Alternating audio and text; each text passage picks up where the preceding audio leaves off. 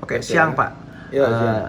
jadi gini, ada pertanyaan dari jemaat Pak. Apakah kalau mengenai doa terutama, Ya. dengan adanya virus corona ini, jemaat itu bingung Pak. Apakah mereka harus mengadakan doa puasa atau doa jemaah atau doa lainnya yang sampai perlu menyembuhkan orang tersebut, atau justru ya sudah kita doakan bergantung pada kuasa Tuhan saja, begitu terserah Tuhan mau bagaimana. Bagaimana cara Bapak menanggapi pertanyaan jemaat ini? Silakan Pak.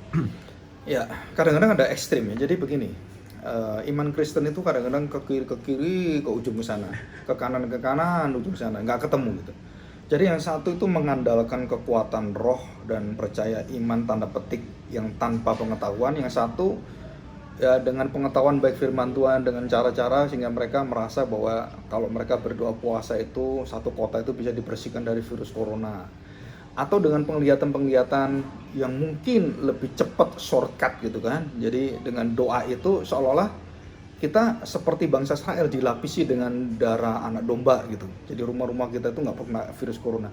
Nah yang satunya lebih unik lagi. Kenapa? Ya begini, bukan berdasarkan kuasa-kuasa itu, tapi orang itu ya kena aja, mau mati ya mati aja gitu. Jadi nggak ngurusin seperti itu. Artinya mereka sangat logis gitu ya, sangat common sense-nya jalan gitu. Nah, bagaimana kita menyikapinya seperti ini?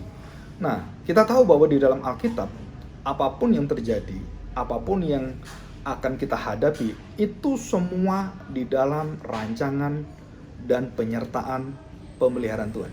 Nah, ini yang pertama. Ya, kita tahu. Jadi semua yang terjadi dalam hidup kita itu ada dan mempunyai ujung-ujungnya. Kita sudah pelajari dari tadi dan juga minggu lalu, ujungnya adalah kita tahu kebaikan Allah di sana. Kita tahu kita akan sering dibawa dalam kerendahan hati, bahwa kita ini orang yang rentan yang tidak bisa melawan hal itu. Bahkan ada dengan doa puasa pun, kuasa-kuasa itu nggak bisa diusir. Murid-murid Tuhan Yesus juga sama. Karena bukan masalah kuasa yang tetapi masalahnya pada muridnya, bukan pada virus coronanya, masalahnya pada imanmu. Kenapa? Ayub berdoa meminta supaya penyakitnya disembuhkan oleh Tuhan. Tidak disembuhkan sampai waktu yang Tuhan tetapkan. Sampai waktu yang Tuhan betul-betul ada waktunya gitu. Jadi kalau bukan waktu Tuhan, kamu mau doa seberapa hikmatnya, dengan puasa seberapa banyaknya dan berapa puluh hari, mungkin sampai bisa 1 bulan, 1 tahun, tanpa kita mengerti kehendak Allah, kita melakukan doa yang menyimpang sebenarnya. Tuhan Yesus sudah mengajar apa yang terjadi, biarlah kehendakmu yang jadi. Dan itu adalah pilar puncak dari doa yang benar. Jadi begini, kita nggak tahu hikmat bagaimana kita melawan semua virus ini. Bahkan ke dokter aja nggak bisa gitu kan. Nah jalan keluarnya Pak, wah kita pakai kuasa roh ini ya. Bisa nggak? Saya percaya. Jangankan virus corona. Bumi semesta alam ini diubah Tuhan bisa kok. Apa susahnya gitu kan. Dan kuasa Tuhan bisa menyatakan mujizat yang begitu luar biasa, bisa. Dan kita tahu, bahkan kita mengerti kuasa ini melebihi daripada segala sakit penyakit yang ada. Dan semua itu di dalam kontrol Tuhan. Jadi berdoalah wajar dengan hati yang dipersembahkan oleh Tuhan. Dan sekali lagi doa kita adalah bukan untuk menyembuhkan diri kita sebagai fokus daripada doa kita. Itu kan doa yang self-center itu berdosa loh. Doa yang God-center. Tuhan punya kemuliaan apa bagi diri saya? Tuhan punya kesempatan yang indah. Apa yang harus saya nikmati dalam saya menghadapi virus ini atau saya kena virus ini? Seperti anak saya juga sama. Waktu anak saya kena penyakit kanker di otaknya, dia bertanya-tanya pada Tuhan. Tetapi saya menjawab dengan jelas seperti firman Tuhan. Kamu bersama dengan Tuhan, kamu menikmati hadirat Tuhan dan semua menuju kebaikan Tuhan. Bahkan saya katakan, kalaupun kamu mati, dan itu cara Tuhan yang Tuhan tetapkan dan bukan cara kita. Dan kamu harus siap bagaimana kamu hidup, bagaimana kamu harus bisa semakin rendah hati, semakin melayani Tuhan dan semakin sungguh-sungguh dan memancarkan kemuliaan Tuhan menjadi saksi Dia. Ini kesempatannya. Nah sebaliknya bagi saya, bagi orang-orang yang memiliki logika yang luar biasa baik dan kemudian bercara berpikir sebab akibat yang luar biasa, kalau nggak ada penyakit kena mati ya mati aja. Betul, saya kata betul. Tetapi kalau begitu, kenapa kamu berusaha terus cari obatnya? Jadi ilmu pengetahuan itu tidak menghentikan ilmu pengetahuan. Curiosity itu akan membawa akan memberkati jika kamu terus mencari bersama dengan Tuhan. Dan Tuhan izinkan penyakit ada supaya manusia dengan rendah hati dalam ilmu pengetahuan untuk mencari obatnya. Dan Tuhan bisa berikan itu melalui anugerah umum, pengetahuan semua menyediakan semua. Ya. Jadi saya percaya seperti ini. Saya percaya seperti ini. Langit dan bumi yang diciptakan Tuhan pada waktu penciptaan itu, saya percaya tidak ada satu penyakit pun dan virus-virus semua pada zaman Adam dan Hawa itu sangat membantu manusia. Tapi setelah jatuh dalam dosa, wah itu begitu banyak. Bahkan tanah-tanah itu jadi kutukan kita semua. Ya, tidak bisa sembarangan lagi kita. Nah, itu kita tahu. Tetapi kita harus ingat bahwa Tuhan memberikan haknya pada orang-orang mencari Dia dalam kekudusannya, dalam kesungguhannya. Dan sampai hari ini, kalau kita tahu dengan mata terbuka, para peneliti, orang-orang yang diberkati Tuhan, yang mencari Tuhan, orang itu akan diberikan jalan untuk menolong dunia ini. Baik dengan pengobatan, dengan cara-cara terapi, dengan cara-cara yang lain. Dan kita tahu Tuhan berikan isi bumi ini untuk menjawab seluruh dari para sakit penyakit itu. Dan sudah ada di dunia ini sebenarnya. Cuman kita harus meminta Tuhan hikmatnya. Tuhan sediakan obat-obatan ada di bumi ini. Dan Tuhan sudah sediakan semua, dan saya percaya itu. Baik melalui teori obat medis dari timur, China, dari India, dari mana-mana, dari dunia barat, dari semuanya. Dan kita tahu bahwa bumi ini masih menyediakan kebaikan Tuhan. Nah, ini yang pertama. Jadi bagi orang-orang yang logika berpikir baik, yang semuanya dalam pengetahuan, janganlah kamu mematikan pengetahuanmu dengan pengetahuanmu.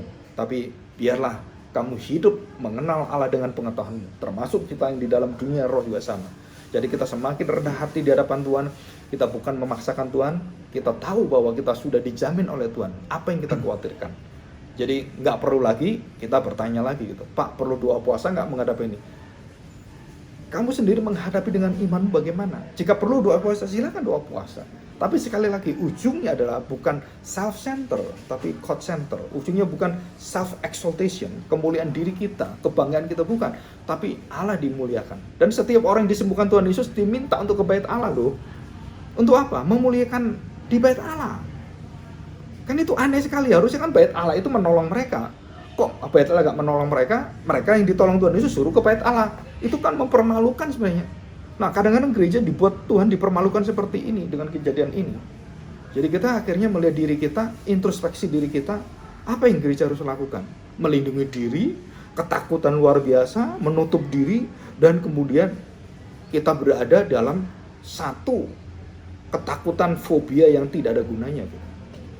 Nah, di situ kita percaya. Ya, tapi juga di sisi yang lain, ilmu pengetahuan mengatakan jangan kamu sembarangan, dan ini penyakit menular sekali. Nah, dari sini kita lihat hikmat yang seimbang, ya, kita bersama-sama, dan Tuhan sudah memberikan jawaban di dalam firman Tuhan.